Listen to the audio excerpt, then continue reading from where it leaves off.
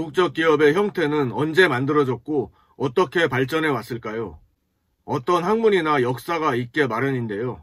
과거의 발전 과정과 역사를 알면 해당 분야에 대해 좀 더 깊이 있게 이해할 수 있다고 생각됩니다. 이번 영상부터는 다국적 기업의 출현을 전후로 한 시대에서부터 최근까지의 발전 과정에 대해 알아보겠습니다. 지금 경영학 플러스 알파 채널을 구독하시면 다국적 기업론과 국제 경영을 비롯하여 다양한 경영학 관련 강의 영상을 받아보실 수 있습니다.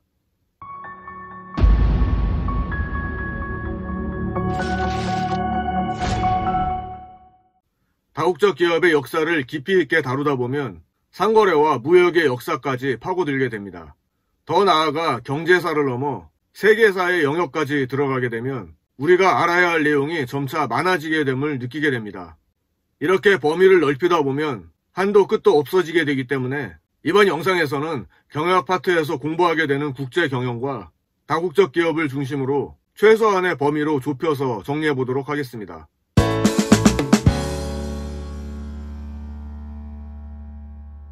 기원전 2800년경에 이집트와 페니키아시 간의 무역의 형태로 국제 경영 활동이 존재했다는 자료가 근래 그리스 지역에서 발굴되었다고 합니다. 또한 베네치아와 제노바 등 지중해 지역 도시국가의 상인들은 외교 교역의 중심지에 자신의 중개인을 고용하여 지방의 특산물과 자신의 상품을 거래했다고 합니다. 이것이 세계 최초의 해외 사업 형태일 것이라고 여겨지고 있습니다. 그 후 무역은 주로 천연자원의 공급원을 확보하기 위한 수단인 직접 투자의 형태로 발전해 나갔습니다.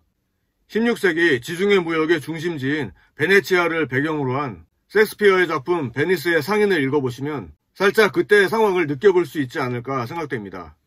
17세기에서 19세기에 걸쳐 유럽의 식민지 개척이 활발해짐에 따라 영국, 네덜란드, 프랑스 등 유럽 여러 나라들의 무역회사들이 본격적으로 해외에 진출했습니다. 구체적으로 1600년에는 영국의 동인도 회사가 아시아의 해외 지사를 설립했고 1602년에 설립된 네덜란드 동인도 회사는 거의 3세기가량 존재하며 당시 세계에서 가장 큰 국제경영 활동을 하는 기업 가운데 하나로 자리 잡았습니다. 하지만 이 당시에 유럽 무역 회사들에 의한 해외 진출은 오늘날 다국적 기업이 하고 있는 해외 진출과는 그 성격이 다릅니다.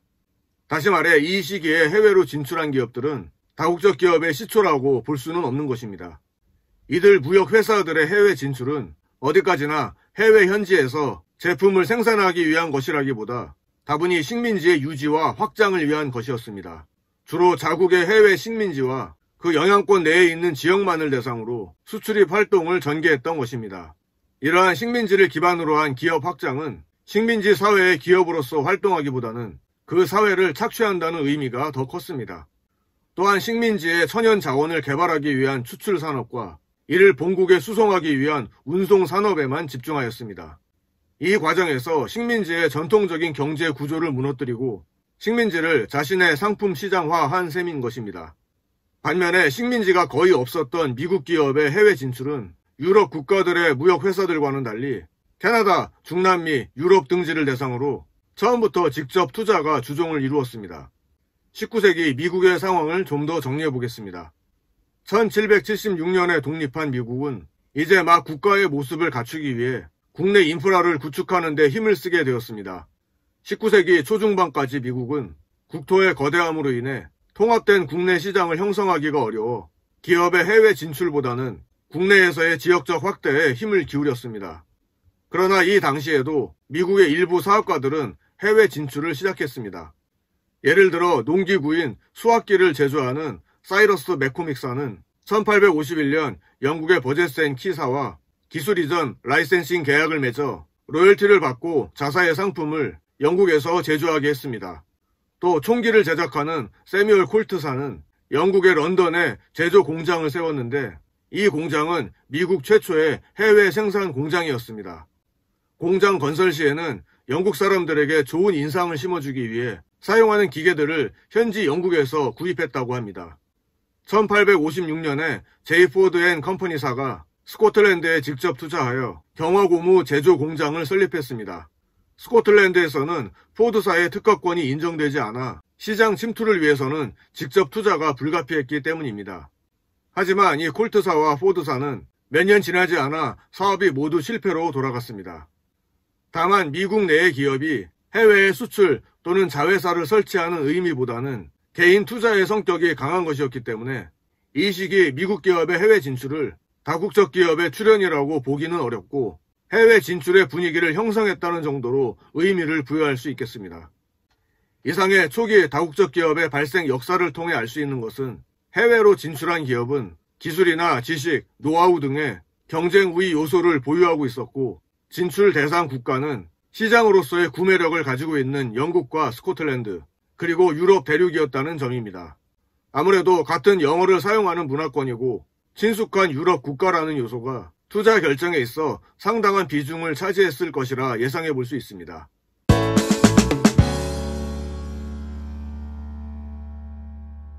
본격적인 미국 기업의 해외 진출은 1860년대부터 시작됩니다. 1861년부터 65년까지 있었던 남북전쟁 이후 미국은 경제, 교통, 통신 등의 발전에 힘입어 기업 규모의 확대, 활동 지역의 확장으로 제1차 세계대전 직전까지 기업의 해외 진출을 촉진시켰습니다. 남북전쟁 이후 1890년대 초까지 전신망과 철도가 완성되었고 이를 통해 전국적인 상품 유통망이 형성되면서 미국 내에서의 치열한 경쟁에서 살아남고 전국적인 기반을 가진 기업들이 출현하게 되었습니다. 이렇게 미국 국내에서의 경쟁을 거치면서 경험, 지식, 기술을 쌓은 후에 이를 기반으로 점진적으로 해외 진출을 하게 된 것입니다. 이 시기에 주목할 만한 기업이 탄생하게 되는데 바로 싱어사입니다. 이 회사는 1868년에 미국 최초로 성공적인 해외 생산을 한 스코틀랜드 공장을 설립했습니다. 그 후 싱어사는 이 영국 공장을 기반으로 스페인, 포르투갈, 이탈리아, 독일 등 유럽 대륙에 활발한 판매 정책을 펼쳐나갔습니다. 이렇게 뛰어난 해외 판매 조직과 여러 개의 해외 생산 공장을 소유한 범세계적인 조직으로 성장할 수 있었습니다. 다른 기업들도 곧 뒤를 이었고 1914년까지 최소한 37개의 미국 기업들이 2개국 이상의 해외 입지에 생산 시설을 보유하게 되었습니다.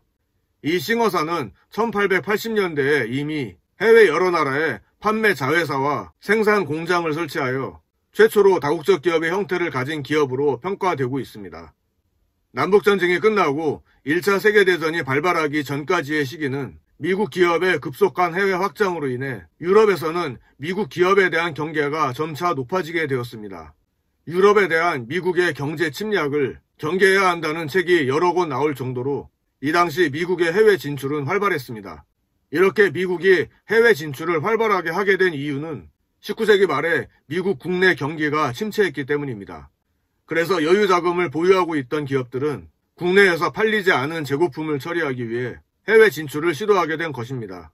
경기 침체로 많은 기업들이 도산했지만 살아남은 기업들 중에는 거대 기업으로 성장한 기업들이 많아졌습니다. 이 당시 미국의 해외 진출의 가장 큰 목적 중에 하나는 원재료 확보를 위한 투자였습니다. 앞서 언급한 대로 미국 내의 경제 환경이 해외 진출을 촉진했고 동시에 외국 정부의 경제 정책이 해외 진출을 불가피하게 만든 경우도 있었습니다. 예를 들어 특허권을 인정하지 않거나 수출 상품에 대해 높은 관세를 부과하는 경우에 해외 직접 투자가 해외 시장에 진출할 수 있는 유일한 방법이었던 것입니다. 특히 1911년 프레데릭 테일러의 과학적 관리법이 발표되면서 미국 내 산업은 근로자의 근로 의욕을 높이고 능률을 증진하는 합리적인 작업 관리 방법이 주를 이루면서 많은 미국 기업들의 생산성이 향상되고 경쟁력을 갖게 되었습니다.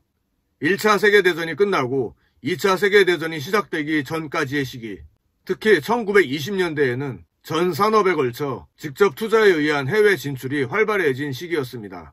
이는 1차 세계대전 이후 미국 기업들이 주로 수출을 해오던 대부분의 유럽 국가에서 자국 산업 보호 정책을 채택하여 수입 장벽을 높임에 따라 수출 중심보다는 해외 직접 투자 중심의 국제 경영 전략을 적용했기 때문입니다.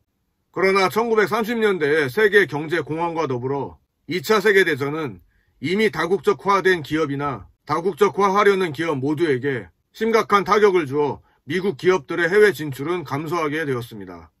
다만 이러한 경제 공황의 와중에서도 미국의 석유 산업들은 다국적 기업을 통해 유전 확보를 위한 투자를 계속했습니다.